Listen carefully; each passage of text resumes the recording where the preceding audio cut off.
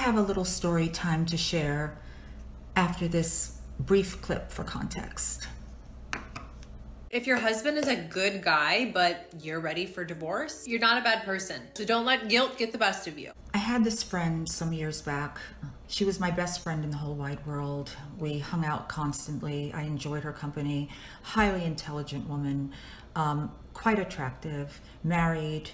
Husband is very attractive, very successful. Not only did he provide for his family, she didn't work, but he cooked, he cleaned, he took care of the kids.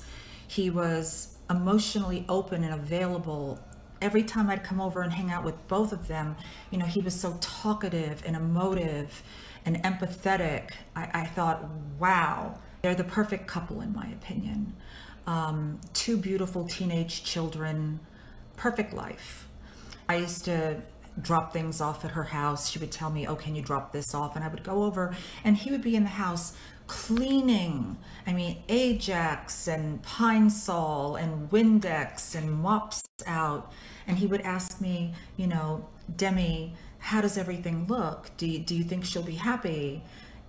Is this up to a woman's standards of cleanliness? You know, he said, I just love her so much. And I would say, wow, you know, you're really incredible. Of course she's going to be happy. You know, you did an amazing job.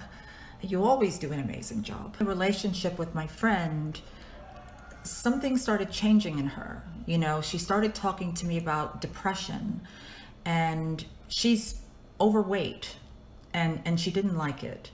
And it never bothered her husband. I mean, he adored her no matter what. But she started complaining about her weight and this depression and saying that she needs to go to therapy, which she did. She found a therapist and started going. But after she started going to therapy, I noticed there was a dramatic change in her. She started complaining after these sessions. She would begin complaining more and more about her husband and how he's making her miserable. And I would say to her, what do you mean? This is all of a sudden new for you since you started seeing this new therapist. So I started inquiring about the therapist. You know, what are her beliefs? And she said, oh, she's very feminist.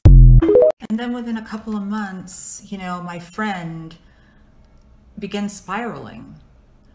Things got weirder and weirder for her. She was complaining more and more about her husband. How he's making her miserable, how he's keeping her fat, how he is to blame for her depression. And no matter what I would say to her, I would always like reach some kind of dead end. She would come at me with something else. And then she started talking about divorce, that she'll be happy and her depression will lift and she'll finally be able to lose the weight once she gets rid of her husband.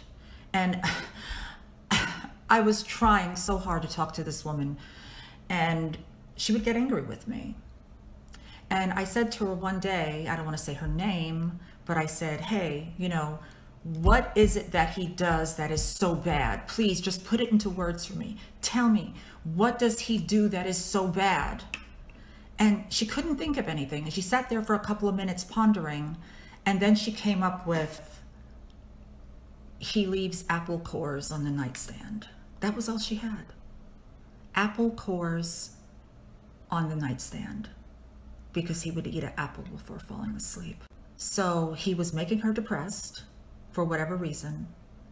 He was keeping her overweight for whatever reason, and he would leave apple cores on the nightstand. I tried to implore to her, no, this is no reason. This is no reason.